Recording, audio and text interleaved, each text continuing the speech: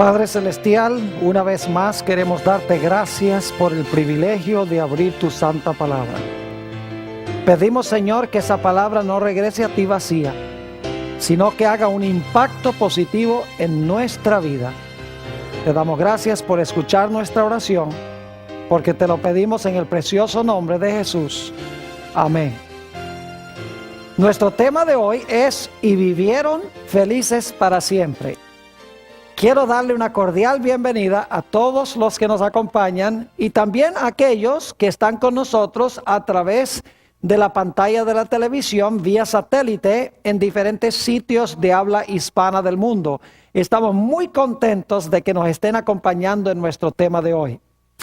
Vamos a comenzar nuestro estudio directamente en el primer relato de la creación, en Génesis, el capítulo 1. Y como hemos repasado esto antes, no necesitamos leer todos los versículos, solamente voy a compartir con ustedes algunos de los conceptos que tenemos en Génesis, el capítulo 1.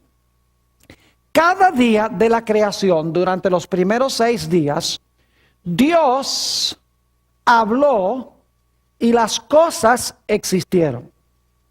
Nos dice también que después de cada día, Dios vio lo que había hecho y era bueno.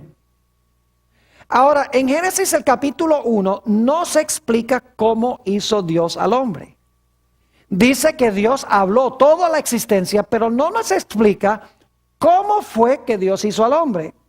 Es más, en Génesis 1:27, si van un momento conmigo allí, Génesis el capítulo 1 y el versículo 27, sencillamente nos dice que Dios creó al hombre y a la mujer. Dice: y creó Dios al hombre a su imagen, a imagen de Dios lo creó, varón y hembra los creó.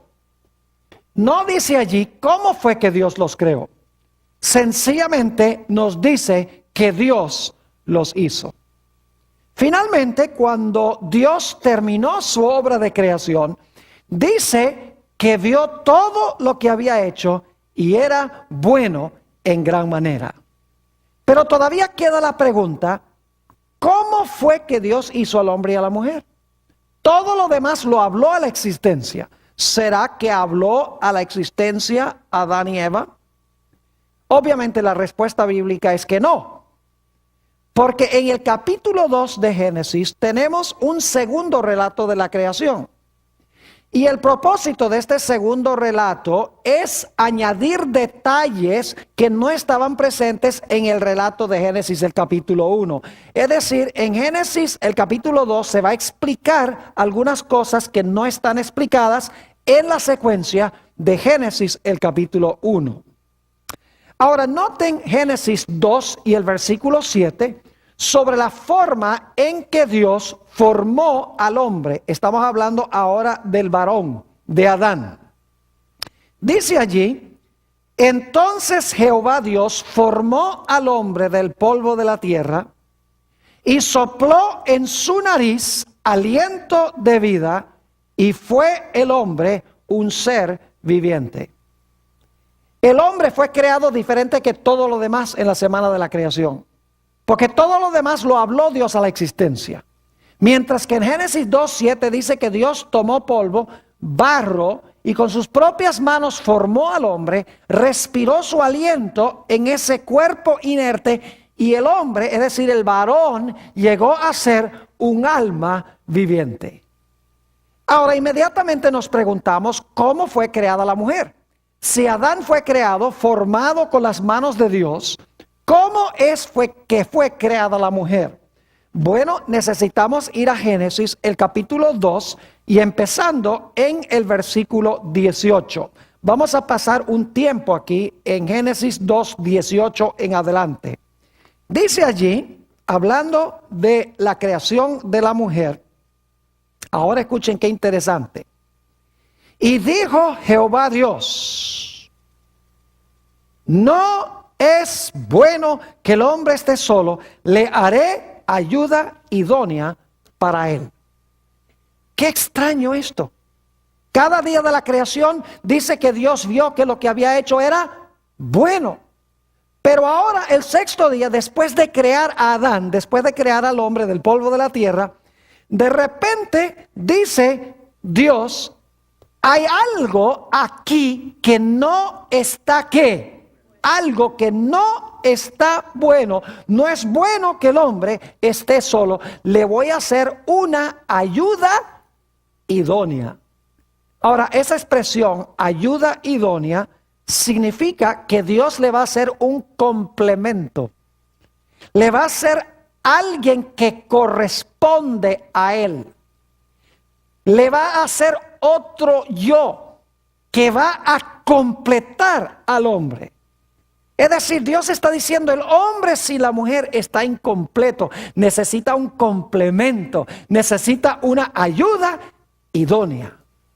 Y por lo tanto, ahora Dios va a resolver el problema porque el hombre existe, pero la mujer no existe. ¿Ven que en Génesis 2 Dios está explicando cómo fue que hizo la obra que se menciona en Génesis? Génesis 1 sencillamente dice que Dios hizo varón y hembra, no dice cómo.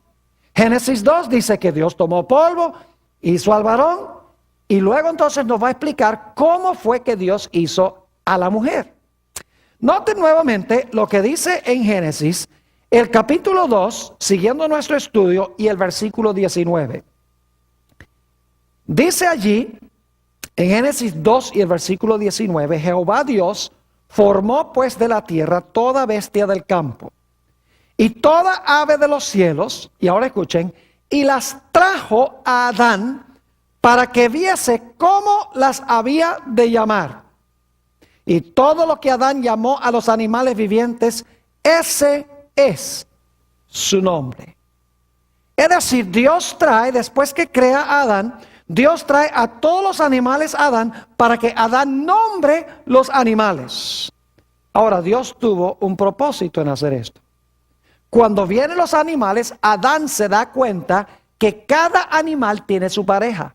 Cada animal tiene su complemento. Es decir, cada animal tiene su otro yo, por así decirlo. Cada varón tiene su hembra. Y por lo tanto, Adán ahora se siente solo. Él dice, no hay un complemento para mí.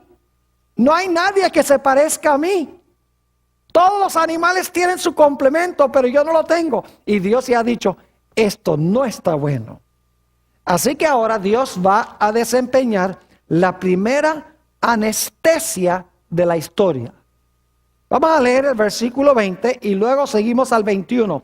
Y puso Adán nombre a toda bestia y ave de los cielos y a todo ganado del campo. Mas para Adán no se halló ayuda idónea para él.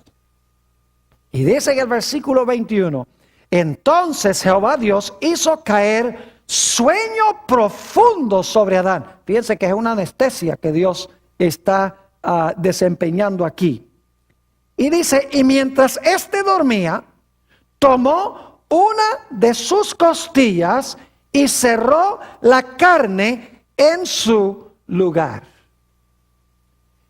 Ahora, es interesante notar en Génesis, si van conmigo nuevamente allí, a Génesis el capítulo 2 y el versículo 22, hay una palabrita muy interesante. Dice en el versículo 22, y de la costilla que Jehová Dios tomó del hombre, hizo una mujer y la trajo al hombre. Ahora, esa palabra hizo no es la misma palabra que se usa para hablar de cómo Dios hizo al varón, al hombre. Es una palabra hebrea que significa construir. Es la palabra hebrea baná, que significa que Dios de la costilla del hombre construyó a la mujer. Es decir, Dios tomó la costilla y entonces Dios de alguna manera con esa costilla construyó a la mujer. Es decir, Dios le dio a la mujer también el toque personal. Dios no habló a la mujer a la existencia, ni formó a la mujer del polvo, pero sí tomó una costilla y de la costilla Dios armó o edificó a la mujer. Es decir, la mujer era de la misma sustancia que el hombre porque fue creada de una costilla del hombre. Inmediatamente nos preguntamos, ¿por qué es que Dios usó una costilla? Podría haber usado un hueso de la cabeza, o podría haber usado un hueso del pie. ¿Por qué una costilla? Me gusta una cita que encontramos en un libro que es un favorito mío sobre la historia del Antiguo Testamento, Patriarcas y Profetas, página 26 y 27. Hallamos esta explicación muy linda. Dice, Dios mismo dio a Adán una compañera. Le proveyó de una ayuda idónea para él. Alguien que realmente le correspondía. Una persona digna y apropiada para ser su compañera. Y que podría ser una sola carne con él en amor y simpatía. Eva fue creada del costado de Adán. Este hecho significa que ella no debía dominarle como cabeza. Por eso no sacó un hueso de la cabeza. Ni tampoco debía ser humillada y hollada bajo sus plantas como ser inferior. Por eso no sacó el hueso del pie. Sino que más bien debía estar a su lado como su igual, para ser amada y protegida por él. Siendo parte del hombre, hueso de sus huesos y carne de su carne, era ella su segundo yo. Y quedaba en evidencia la unión íntima y afectuosa que debía existir en esta relación. Sacó un hueso de muy cerca del corazón del hombre, porque ese es el lugar que Eva debía ocupar en relación con Adán. Ahora, otro dato interesante, y ya leímos el texto, pero quiero recalcarlo de nuevo, es que en Génesis 2 y el versículo 22 nos dice en la última parte del versículo que Dios trajo a Eva al hombre. Quiero que noten que Adán no se va casando una mujer, casando con Z. No va en busca de una mujer. No va en busca de una pareja. Dios le hace su pareja y Dios la trae a donde está Adán. Eso tiene una lección muy grande. Y es que si nosotros tenemos paciencia, si no estamos casados y tenemos paciencia y escuchamos la voz de Dios, Dios nos va a presentar delante de nosotros quién es la persona con quien Él quiere que nosotros nos casemos. Es decir, Dios va a traer a la persona. Nosotros no tenemos que ir de cacería a buscarla. Ahora volvamos a Génesis 2 y notemos algo muy interesante aquí en el versículo 24. Y vamos a ver varias cosas del versículo 24, pero dice aquí, por tanto, dejará el hombre a su padre y a su madre, y se unirá a su mujer, y serán, ¿qué cosa? Serán una sola carne. Y en el Evangelio, según San Mateo, dice, ya no son más dos, sino que son ¿qué? Uno. Ahora escuchen bien. ¿Creen ustedes que Dios casó a dos personas en el huerto del Edén que eran compatibles una con la otra, física, mental y espiritualmente? Claro que sí. ¿Saben que en el libro de Amós, el capítulo 3 y el versículo 3, se nos dice esto? Amós 3 y el versículo 3, leo. ¿Andarán dos juntos si no estuvieren de acuerdo? ¿Andarán dos juntos si no estuvieren de acuerdo? Adán y Eva, ambos fueron creados, ¿por quién? Por el mismo Dios. Ambos fueron creados para guardar el mismo día. ¿Y cuál era ese día? El día sábado. Imagínense ustedes cómo hubiera sido si Adán hubiera dicho, bueno, yo voy a guardar el sábado, pero Eva hubiese dicho, yo voy a guardar el domingo. Hubiera sido un problema. No hubieran sido uno, sino que hubieran sido ¿qué? Hubieran sido dos. Si hubieran tenido diferentes prácticas religiosas y diferentes creencias religiosas, ¿cómo se podría decir que eran una sola carne? Es decir, Dios hizo, escuchen bien, el matrimonio originalmente entre creyentes. Gente compatible religiosa y espiritualmente. No cada uno por su lado. Y saben que el resto del libro de Génesis nos indica que era el plan de Dios de que el matrimonio fuese entre personas que tienen la misma persuasión o práctica religiosa. Porque no pueden ser una carne si tienen dos diferentes religiones y dos diferentes formas de pensar espiritualmente. Por eso el matrimonio debe ser entre creyentes, gente que tiene las mismas prácticas y las mismas creencias religiosas. Por ejemplo, cuando se iba a casar Isaac, Abraham mandó a Eliezer a buscarle una esposa entre el pueblo de Dios. Ustedes pueden leer eso en Génesis 24:3. Dios le dijo a Eliezer a través de Abraham: mira, no busques una mujer entre las cananeas para Isaac. Busca una mujer entre el pueblo de Dios. Lo mismo cuando Isaac le dijo a Jacob, cuando Jacob se fue de su casa: no tomes mujer de entre las cananeas. Es decir, cásate con una que pertenece al pueblo de Dios. Por el otro lado, Esaú, el hermano de Jacob, a él no le importaba lo que decía su padre. Es más, Génesis el capítulo 36 dice que su padre le dijo a Esaú: mira, no tomes mujeres de Canaán. Y Esaú dijo: yo voy a tomar mujeres de Canaán si yo quiero. Y desobedeció a su padre y su vida fue un desastre. Es decir, el libro de Génesis nos demuestra que era el plan de Dios de que un individuo se casara con otra persona que fuera de la misma fe, de la misma creencia. Es decir, que fueran uno en ese sentido. El apóstol Pablo también recalca este punto en el Nuevo Testamento. 1 Corintios 7 y el versículo 39. 1 Corintios 7, 39. Dice el apóstol San Pablo, escuchen bien: la mujer está ligada por la ley mientras su marido vive. Pero si su marido muriere, libre es para casarse con quien quiera. Pero ahora escuchen esto: con quien quiera, con tal que sea en el Señor. Es decir, si su esposo muere, se puede casar de nuevo, pero tiene que ser en el Señor. Es decir, tiene que ser con un creyente. El apóstol San Pablo en 2 Corintios 6 y el versículo 14 nos dice también, y estas son palabras muy bien conocidas. 2 Corintios 6, 14. No os unáis en yugo desigual con los incrédulos. Porque ¿qué compañerismo tiene la justicia con la injusticia? ¿Y qué comunión tiene la luz con las tinieblas? En otras palabras, no se debe una persona unirse en yugo desigual con un incrédulo, alguien que es de una fe distinta, porque las creencias y prácticas van a ser diferentes.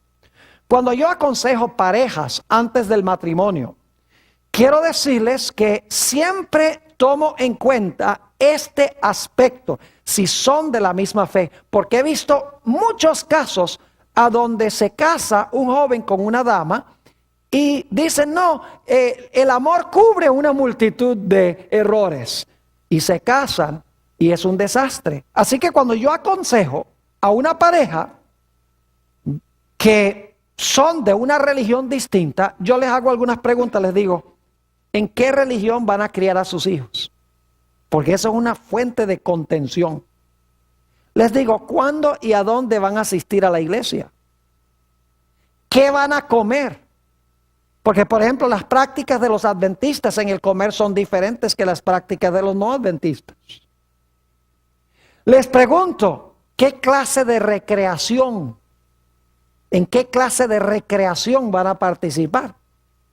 Les pregunto: ¿van a bailar? ¿Van a beber? ¿Van a ir al cine? Prácticas que no siguen los adventistas y que no deben seguir las personas que están en armonía con el Señor. Les pregunto: ¿cómo pueden ser uno y tener todo diferente? ¿Quiénes van a ser sus amistades? ¿Van a tener las mismas amistades cuando pertenecen una persona a una iglesia y otra persona a otra iglesia? Siempre traigo a colación estas cosas porque en el matrimonio llegan a ser un problema grande. Y en el matrimonio los problemas no se vuelven menores, sino que se vuelven mayores cuando no se resuelven esos problemas en el tiempo del noviazgo. Así que el matrimonio debe ser entre creyentes, entre personas que están espiritualmente afines, porque la Biblia dice que Dios creó al hombre y la mujer y llegaron a ser ¿qué? Uno. Si cada uno se va por su lado en su religión, su creencia, sus prácticas, ¿cómo pueden ser uno? Ahora, otro aspecto importante del matrimonio es que el matrimonio en la Biblia debe ser heterosexual. Hoy en día hay mucha habla de hombres casarse con hombres y mujeres casarse con mujeres, el homosexualismo y el lesbianismo. Les aseguro que el libro de Génesis nos dice que el plan original de Dios era que el matrimonio fuese heterosexual, es decir, entre un hombre y una mujer. Ya vimos en Génesis 1:27, si van conmigo allí otra vez, Génesis el capítulo 1 y el versículo 27, que Dios creó varón y hembra. Dice allí, y creó Dios al hombre a su imagen, a imagen de Dios lo creó, varón y hembra ¿qué? Varón y hembra los creó. Y luego Dios les dijo que fructificaran y multiplicaran y llenaran la tierra. Yo pregunto, cuando se casa un hombre con un hombre, ¿pueden fructificar y multiplicar la raza? No. Cuando se casa una mujer con una mujer, ¿pueden fructificar y multiplicar la raza? Claro que no. Así que Dios hizo un hombre y una mujer para multiplicar y fructificar la raza. Noten también Génesis 2, 22 y 23. Ya leímos en otro contexto. Dice allí, y de la costilla que Jehová Dios tomó del hombre, hizo una ¿qué? Mujer. Y la, femenino, la trajo al hombre. Dijo entonces Adán, esto es ahora hueso de mis huesos y carne de mi carne. Esta será llamada ¿qué? Varona, no varón, varona, porque del varón fue ¿qué? Fue tomada. Yo pregunto entonces, según el plan original de Dios, ¿el matrimonio debía ser heterosexual? Claro que sí. Además de eso, dice en Génesis 2 y el versículo 24, que ya vimos, por tanto dejará el hombre a su padre y a su madre, ¿y qué? Y se unirá a su mujer. No dice que dejará padre y madre y se unirá con un hombre. Dice, dejará a su padre y a su madre y se unirá a su ¿qué? A su mujer. Saben que aunque no tuviéramos el libro de Génesis, sabríamos que el matrimonio debe ser entre un hombre y una mujer por la fisiología misma. Porque fisiológicamente el hombre y la mujer están hechos para tener relaciones sexuales, uno con el otro. No un hombre con un hombre y una mujer con una mujer. Biológicamente, fisiológicamente, se nota que el plan del matrimonio debe ser ¿qué? Debe ser heterosexual. Pero ¿saben que Génesis también nos indica que el matrimonio debe ser monógamo? Es decir, solamente debemos casarnos con una persona, según el libro de Génesis. El matrimonio debe ser monógamo. Note lo que dice nuevamente en Génesis, el capítulo 2, y noten el versículo 24. Por tanto dejará el hombre a su padre y a su madre, y se unirá a sus mujeres. Eso es lo que dice. Dice, se unirá a su ¿qué? Se unirá a su mujer, dice allí. Dicho sea de paso, el apóstol San Pablo en el Nuevo Testamento, en Efesios 5 y el versículo 33, Efesios 5 y el versículo 33 nos da el mismo consejo. Dice allí, por lo demás, cada uno de vosotros ame también a sus mujeres. No, dice, ame también a su mujer como a sí mismo, y la mujer respete a sus maridos. ¿Eso dice respete a sus maridos? No, dice respete a su ¿qué? A su marido. Es decir, el matrimonio como fue hecho por Dios fue monógamo. Un hombre con una mujer. Dicho sea de paso, en Génesis hay dos individuos muy ilustres que fueron monógamos. Tenemos a Isaac, que fue monógamo, tuvo una sola esposa. En una cultura a donde los hombres acostumbraban a tener múltiples esposas. Y además de eso, Noé y sus 3 hijos eran monógamos también. Se casaron con una sola mujer, tal cual Dios lo había mandado. Alguien podría decir, pero Pastor Bor, en el Antiguo Testamento muchas personas se casaban con múltiples mujeres. Así que debe estar bien. Ahora yo quiero que ustedes lean las historias a donde los hombres se casaron con múltiples mujeres. Fue un desastre. Por ejemplo, la casa de Jacob. Él se casó con 2 esposas y 2 concubinas. Y las esposas y las concubinas estaban peleando todo el tiempo. Y los hijos peleando también, de una madre y de las concubinas, unos con otros, peleando. No había paz en la casa. Además de eso, Abraham tuvo a Sara y tuvo a Agar. Y Agar y Sara vivían agarradas todo el tiempo, peleando. Y los 2 hijos como resultado también, Isaac e Ismael, peleando. Es decir, esto demuestra que aunque practicaban la poligamia no era aceptada por Dios. Así que el matrimonio debe ser heterosexual, debe ser entre creyentes y debe ser monógamo, según el testimonio del libro de Génesis. Ahora debemos hablar de otro aspecto del matrimonio. ¿Quién es la cabeza de la casa en el matrimonio? Ahora vamos a entrar en un terreno un poco peligroso, porque hoy en día la gente no quiere seguir el plan de Dios en el matrimonio. Permítame no hablar del matrimonio primero, sino hablar sobre la relación entre Dios el Padre y su Hijo Jesucristo. En San Juan 10 y el versículo 30, el Señor Jesucristo dijo esto. San Juan 10:30. Yo y el Padre, uno somos. Había unidad entre Dios el Padre y su Hijo Jesucristo. Había unidad, eran uno. Eran iguales. Claro que eran iguales. Pero ahora yo quiero que ustedes noten 1 Corintios 11 y el versículo 3. Aunque Jesús dice, yo y el Padre uno somos. Y fíjense que eso se parece mucho a la terminología de Génesis, donde dice que Adán y Eva llegaron a ser ¿qué? Uno. Jesús dice, yo y el Padre ¿qué? Uno somos. Pero ahora escuchen lo que dice 1 Corintios 11 y el versículo 3. Pero quiero que sepáis que Cristo es la cabeza de todo varón. Y ahora escuchen esto. Y el varón es la cabeza de la mujer. Y Dios la cabeza de ¿quién? De Cristo. Yo pregunto, ¿el Padre es la cabeza de Cristo? Claro que sí. ¿Por eso Cristo es inferior al Padre? No, porque Jesús dijo ¿qué? Yo y el Padre uno somos. Ahora lo mismo sucede en el matrimonio. ¿Quién debe someterse a quién en el matrimonio? Dice el apóstol San Pablo, el varón es la cabeza de ¿quién? La cabeza de la mujer. Es decir, la mujer en el matrimonio debe sujetarse y someterse a su marido.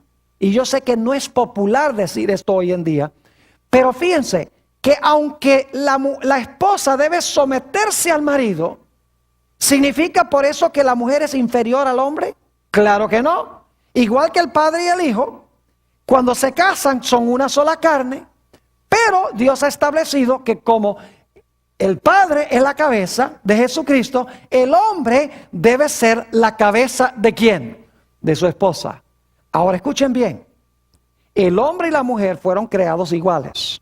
No hay duda en cuanto a eso. Le menciono algunos de los detalles que demuestran esto. En primer lugar, a ambos se les llamó hombre. Según Génesis 5 y el versículo 2 y 3, los dos, tanto hombre como mujer, se llamaban hombre o humanidad. Y luego había la distinción de hombre y mujer. Ambos fueron creados a la imagen de Dios.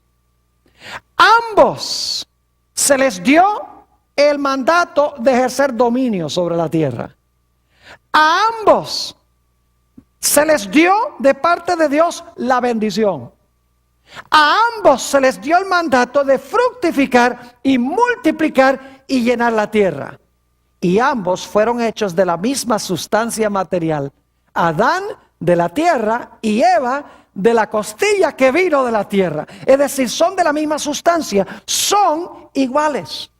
Pero Dios creó a Adán para ser la cabeza de Eva. Es decir, él debía ser la cabeza de su esposa, de la mujer. Y ustedes dicen, ¿cómo sabemos eso? Hay varias indicaciones en el relato de Génesis de que es así. Por ejemplo, Adán nombró a Eva. Y en la Biblia, el que nombra tiene autoridad sobre el que es nombrado.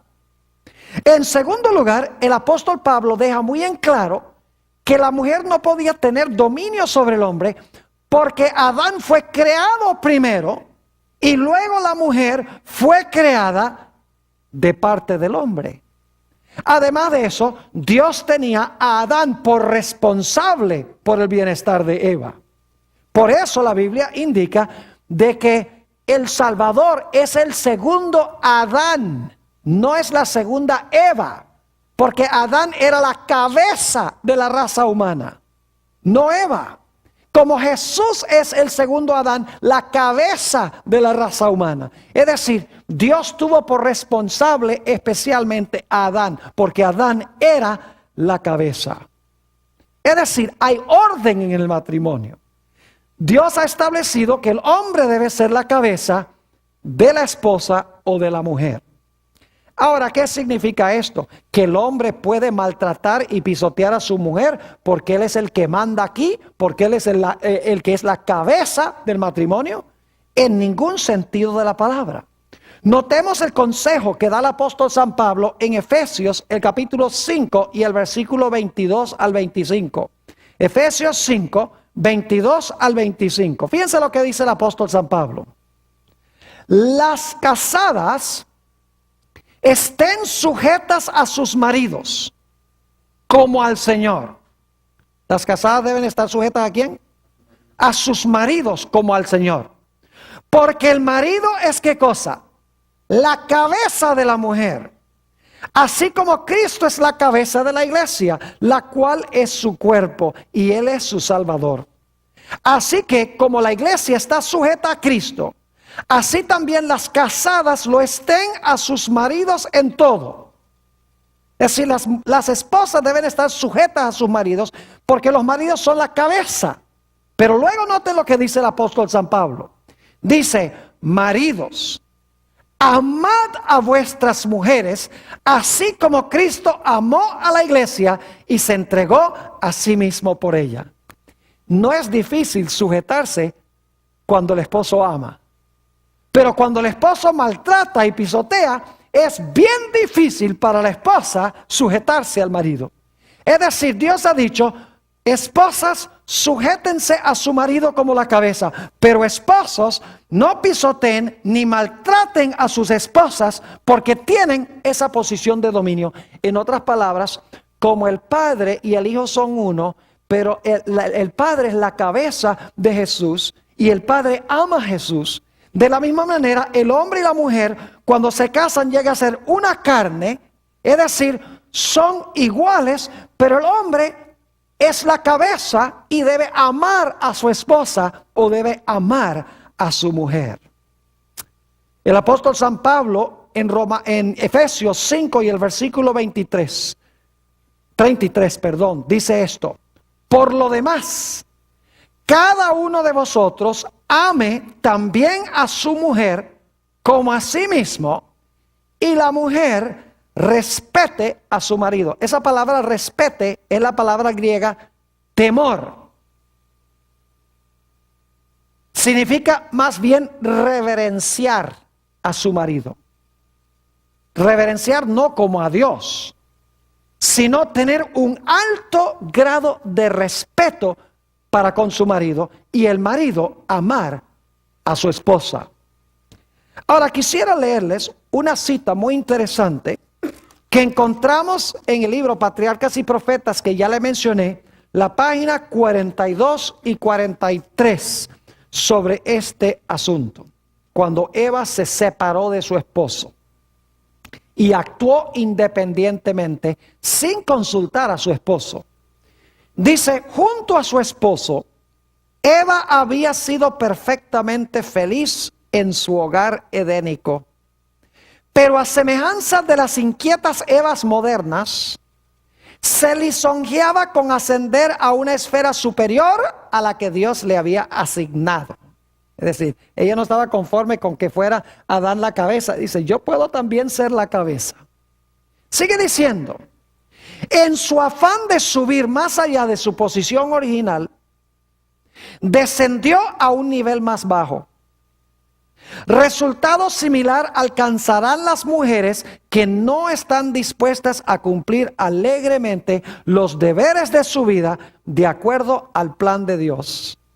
En su esfuerzo por alcanzar posiciones para las cuales Dios no las ha preparado, muchas están dejando vacío el lugar donde podrían ser una bendición. En su deseo de lograr una posición más elevada, muchas han sacrificado su verdadera dignidad femenina, la nobleza de carácter, y han dejado sin hacer la obra misma que el cielo les señaló. Es decir, Dios le ha dado a la mujer una posición y un trabajo especial. Y cuando la mujer procura ascender y ocupar otro lugar que Dios no le ha dado, el hogar sufre. Y como resultado hay caos y hay desorden. Así que Dios ha colocado como el hombre como la cabeza y la mujer como sujeta al marido, claro, en el Señor y en amor. Ahora, otro punto importante en cuanto al matrimonio en el libro de Génesis es que según Génesis, el matrimonio es una institución divina que es indisoluble. Noten Génesis 2 y el versículo 24 cómo comienza. Génesis 2 y el versículo 24. Dice, por tanto, esa expresión es importante, por tanto. ¿Qué es lo que acaba de pasar en el versículo 23, 22 y 23? Dios hizo una mujer, la trajo al hombre. Adán dice, esto es hueso de mis huesos y carne de mi carne, será llamada varona. Y entonces ahora fíjense lo que dice Dios. Por tanto, como yo he creado a Adán y Eva uno para el otro, por tanto, de ahora en adelante, dejará el hombre a su padre y a su madre y se unirá a su mujer y serán, ¿qué cosa? Una sola carne. Dios está diciendo, como yo hice este primer matrimonio, por lo tanto, de ahora en adelante, el hombre va a dejar padre y madre y se va a unir a su mujer como yo hice este primer matrimonio. Es decir, el matrimonio es para todos los lugares y para todas las épocas. Fíjense que cuando Dios dijo estas palabras, en realidad no había padre ni madre. Adán y Eva no tenían padre ni madre. Bueno, tenían padre por creación, pero no por nacimiento. Y sin embargo Dios dice, por tanto, de ahora en adelante, el hombre dejará padre y madre y se va a llegar a su mujer. Es decir, el matrimonio es para todas las épocas y para todos los lugares. Ahora, ¿quién dijo estas palabras? Por tanto, dejará al hombre a su padre y a su madre y se allegará a su mujer, o se unirá a su mujer y serán una sola carne. Si ustedes leen el relato en Génesis 2, en realidad da la impresión de que estas palabras o las dijo Moisés o las dijo Adán. Porque en el versículo 23 está hablando Adán. Dice entonces Adán, esto es ahora hueso de mis huesos y carne de mi carne. Esta será llamada varona porque del varón fue tomada. Por tanto, dejar al hombre a su padre y a su madre. Da la impresión de que Adán está diciendo, por lo tanto, de ahora en adelante el hombre va a dejar a su padre y a su madre. O puede ser que Moisés lo esté escribiendo. Pero cuando vamos al Nuevo Testamento, nos damos cuenta que fue Dios mismo el que habló estas palabras. Vayan conmigo a San Mateo, el capítulo 19. San Mateo, el capítulo 19, y vamos a leer aquí los versículos 4 al 6. San Mateo 19 y el versículo 4 al 6. Dice aquí, él, Jesús, respondiendo les dijo, ¿no habéis leído que el que los hizo al principio, varón y hembra los hizo? Y dijo, ¿quién dijo? El que los hizo al principio. Y dijo, por esto el hombre dejará a su padre y a su madre y se unirá a su mujer y los dos serán una sola carne. ¿Quién dijo las palabras? El que los hizo al principio. Y fíjense que dijo algo más. Dijo, así que no son ya más dos, sino una sola carne. Por tanto, lo que Dios juntó, ¿qué? Por tanto, lo que Dios juntó, no lo separe el hombre. Entonces, ¿quién fue el que habló esas palabras? Por tanto, dejará al hombre a su padre y a su madre y se allegará a su mujer. Fue Dios mismo. ¿Quién instituyó entonces el matrimonio? Fue Dios mismo. Y yo pregunto, ¿el matrimonio es indisoluble? Claro que sí. Porque dice Jesús en Mateo 19, lo que Dios juntó, ¿qué? No lo separe el hombre. Es decir, Dios en la Biblia no apoya el divorcio. Fíjense que el matrimonio no es una institución humana, no es un contrato social. El matrimonio es una institución divina, casi podríamos decir un sacramento divino. Es santo y es indisoluble. Es decir, el divorcio es contrario al plan de Dios. No fuese por adulterio, es la única razón válida que dio Jesús. Pero fuera de eso, Jesús no dio ninguna otra razón válida para el divorcio. Porque dijo, lo que Dios juntó, ¿qué?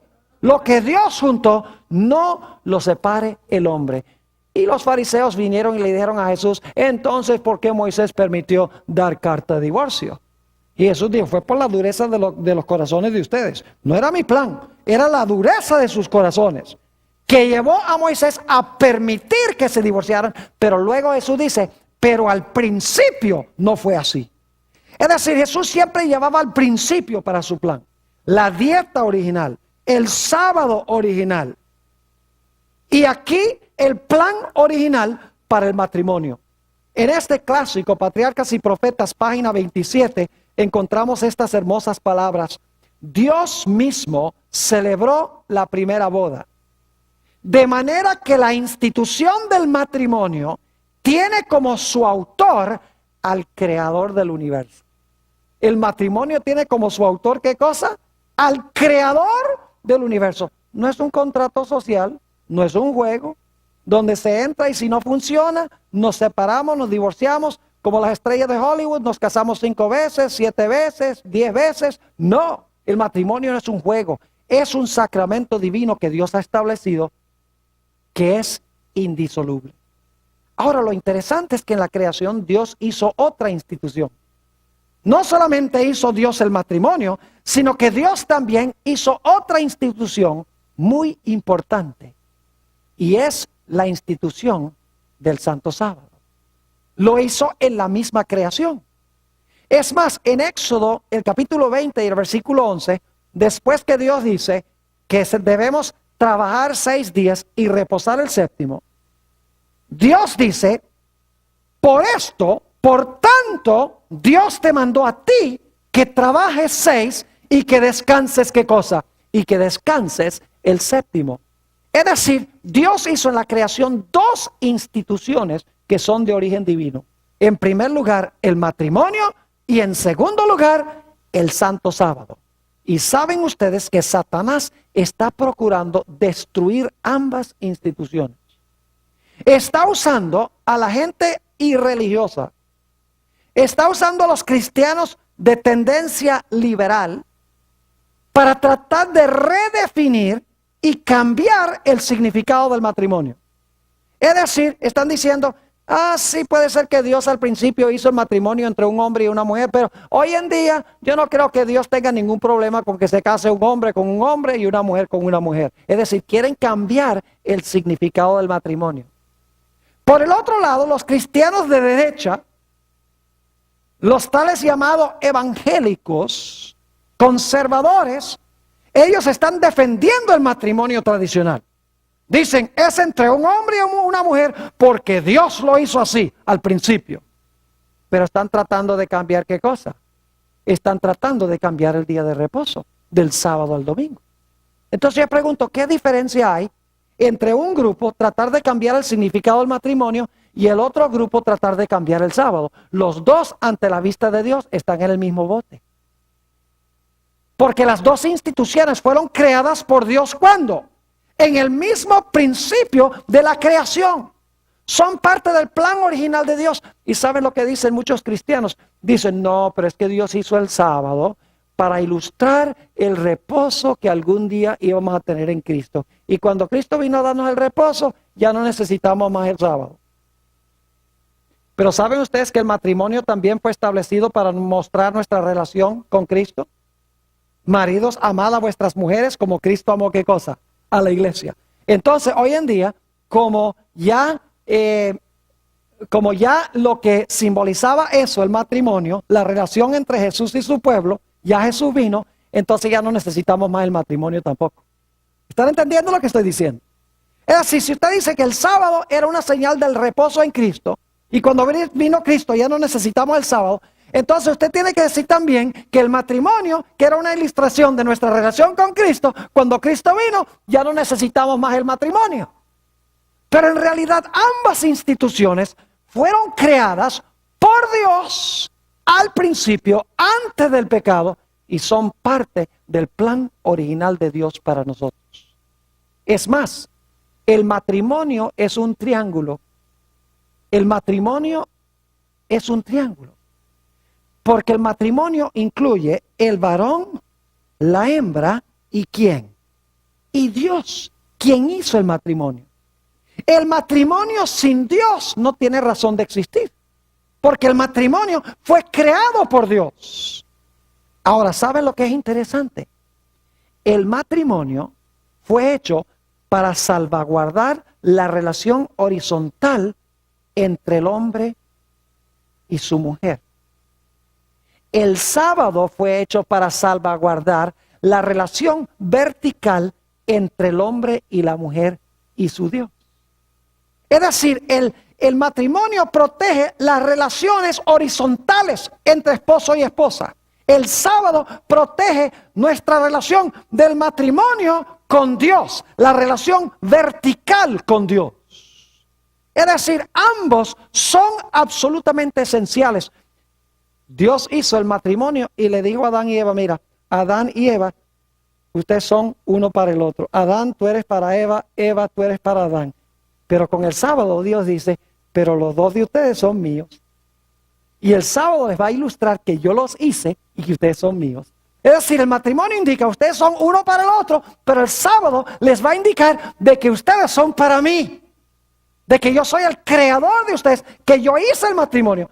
¿Cómo se puede uno casar y creer en el matrimonio sin creer en el sábado? Si el matrimonio y el sábado son dos instituciones gemelas. Ahora vamos a resumir lo que hemos estudiado. Primero, el matrimonio es una institución divina. En segundo lugar, el matrimonio fue hecho para todos los tiempos y todos los lugares. Por eso Dios dijo, por tanto, desde este momento en adelante, yo hice el primer matrimonio, por tanto, dejará al hombre de ahora en adelante a su padre y a su madre, cuando tengan padre y madre, y se allegará a su mujer. En tercer lugar, el matrimonio es indisoluble. Lo que Dios juntó, no lo separa el hombre. En cuarto lugar, el matrimonio debe ser monógamo, entre un hombre y una mujer.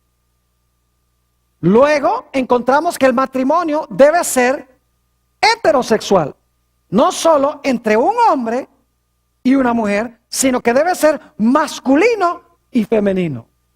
Nos hemos dado cuenta que el matrimonio debe ser entre dos personas de la misma creencia, de la misma fe.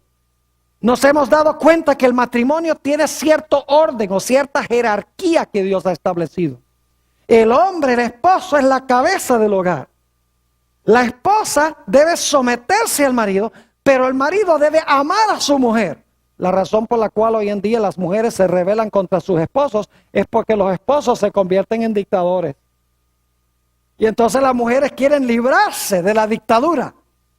Pero si en realidad en el matrimonio se respetara el orden y el hombre fuera la cabeza en amor, la esposa no tendría ningún problema en someterse al marido, al sabio consejo y al sabio liderazgo del marido. Nos hemos dado cuenta que también el diablo odia el sábado y el matrimonio. ¿Han visto ustedes hoy en día lo que ha pasado con el matrimonio? Es increíble las aberraciones que han aparecido. Y saben que estas aberraciones se mencionan en el libro de Génesis. Permítame mencionarlos brevemente. En el libro de Génesis se habla del incesto. Lot con sus dos hijas. Rubén con la concubina de su padre. Eso se encuentra en Génesis 19 y Génesis 35. Una aberración contra el matrimonio. En Génesis se habla del adulterio. ¿Recuerdan que la esposa de Potifar quería tener relaciones con José? Génesis 39:9. Romper el vínculo matrimonial. En Génesis se habla de la fornicación, que es relaciones sexuales entre solteros. El caso de Siquem y Dina, que se menciona en Génesis, el capítulo 34. Siquem no era israelita, Dina era hija de Jacob. Y se juntaron y ella quedó embarazada de Siquem. Y como resultado murieron todas las personas de la ciudad de Siquem. Porque Simeón y Leví, sus hermanos, mandaron a circuncidar a todos los que estaban en la ciudad para que su hermana se pudiera casar con Siquem. Y luego cuando estaban con el dolor de la circuncisión, Simeón y Leví se levantaron y mataron a todos los hombres de esa ciudad. Todo como resultado de la fornicación. El libro de Génesis habla de la poligamia. Lamec era polígamo. Jacob, Abraham. El resultado era crear problemas y conflictos en el matrimonio. En Génesis se habla en cuanto a la homosexualidad como otra aberración. Los hombres de Sodoma, dice en Génesis 19, que querían tener relaciones sexuales con los ángeles. Ahora imagínense ustedes. Génesis habla del yugo desigual entre incrédulos y crédulos. Dice que se juntaron los hijos de Dios ¿con quién? Con las hijas de los hombres. Y dice que Esaú se juntó con las mujeres de Canaán. Y el resultado fue un desastre. En Génesis se habla de la prostitución, que es un ataque también contra el matrimonio. Cuando Judá entró y tuvo relaciones sexuales con su propia nuera, Tamar. Aunque en Génesis no se menciona la pornografía, Jesús más adelante dijo que un hombre que mira a una mujer para codiciarla, ya cometió ¿qué cosa? Ya cometió adulterio en su corazón. En otras palabras, ya en Génesis se haya contemplada toda tendencia o toda aberración sexual con la cual Satanás quiere destruir el matrimonio. Y Satanás quiere destruir el matrimonio porque como va el matrimonio, va la sociedad. Y como va la sociedad, va el país. Y como va el país, va el mundo. Así que Satanás ataca al matrimonio con todas estas aberraciones que se mencionan en Génesis. Pero ¿saben que el diablo también odia el sábado? Ha llevado aún a las iglesias cristianas a atacar el sábado y a exaltar el domingo como día de reposo. Y repito, que un grupo quiere cambiar el matrimonio y el otro grupo quiere cambiar el sábado. Porque el diablo odia las dos instituciones que se establecieron en la creación misma. Porque ambas de estas instituciones son una ilustración de la relación entre Jesús y su pueblo. El sábado nos recuerda que Jesús es nuestro creador y que nosotros somos sus criaturas. El matrimonio nos recuerda que nosotros somos el pueblo de Jesús y que Él es nuestro marido, Él es nuestro esposo. Así que el diablo dice, voy a atacar estos dos símbolos que representan la relación entre Dios y su pueblo, porque si puedo destruir los símbolos, puedo destruir la relación entre Dios y su pueblo. ¿Cuán importante entonces es el matrimonio según lo ha establecido Dios? Es un asunto crucial, de vital importancia. Ahora, para concluir, permítame darle consejos aquí a los que están presentes y los que están viendo vía satélite esta programación. Si usted está casado o casada, trabaje en su matrimonio, porque el matrimonio es trabajo. Hay que invertirle tiempo y hay que invertirle esfuerzo. Ore mucho, métale esfuerzo a su matrimonio para que el matrimonio pueda ser feliz y esté en armonía con el plan de Dios. Por el otro lado, si está divorciado, a veces no se puede reversar ese asunto porque la otra persona se ha casado, etcétera. Asegúrese que no repita de nuevo el mismo error. Ore mucho a Dios para que Dios le dé sabiduría sobre cómo actuar y cómo obrar y cómo tomar decisiones correctas y apropiadas. Si usted es soltero o soltera, ore al Señor fervientemente, repetidas veces, para que Dios le muestre quién es la persona, si es su voluntad, con quien usted debe juntar su vida de una vez por todas. Y si oraba una vez al día, necesita orar 100 veces al día. Que Dios nos bendiga y esta sea nuestra experiencia.